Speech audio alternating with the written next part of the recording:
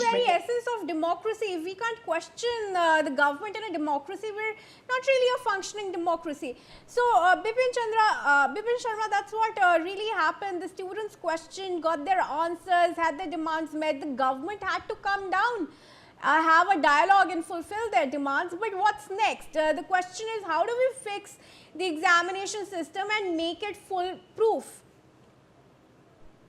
Very pertinent question. You see, though it was too late in the day, but then better late than never. And with the resignation of Dharmendra Pradhan, so I think now a new beginning has to be made, and a constructive discussion has to be there to talk about educational reforms, how we can improvise upon the examination system, and then the coaching institutes. You have numerous coaching institutes across the length and the breadth of the country. How can you streamline them?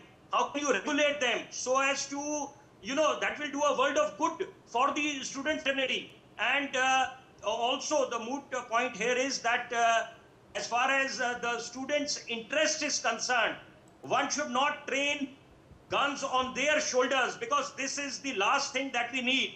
No sort of politicization over the students' issue, because if the opposition and the government are the real well-wishers of the students, then they need to indulge in a very constructive discussion and dialogue, and there should be room for dissent. There should be scope for all the suggestions from the opposition parties.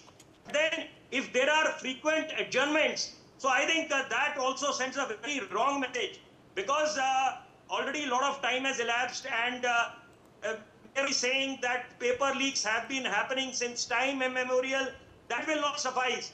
The questions need to be asked from the government. So that is what the opposition is doing. So now I think the onus is on the government, and how the parliament functions smoothly. And at the end of the day, there should be discussion on this new anti-paper leak bill. And how but there when can you're be talking prevention. about accountability, that also needs to be fixed. The question that still remains is, after all, who was it that authorized the use of force on students? Who authorized the use of riot guns and pellet guns on students? That still needs answers and investigation.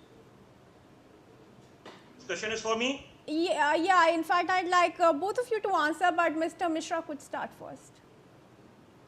So I think that's a very pertinent question. So because on the one hand, we are appreciating the intensity of the student protest and bringing this very pertinent issue on the table of discussion today. But the way, at least during the initial stage of this agitation, the way government and the law enforcing agencies has handled it, you will see there is again an undercurrent that treat these guys as anti-nationals. These are anti-social people, they are anti-national people, and therefore we need to deal with them with the brutality of state force. I think that is again a very misplaced notion. In any large mass scale agitation, yes, there could be element, anti-social element and all that, who filters the process, but this is where the role and responsibility of the law enforcement agency is to find out exactly which are those elements and then take selective action against them. But you cannot brutalize the state force against the innocent students, girls, women's, which has been brutally beaten up, and you are using, you have seen in Bihar, the constable is putting AK-47 towards the student. Who would have control if you would have fired that? If he's pointing out to he would have fired it also.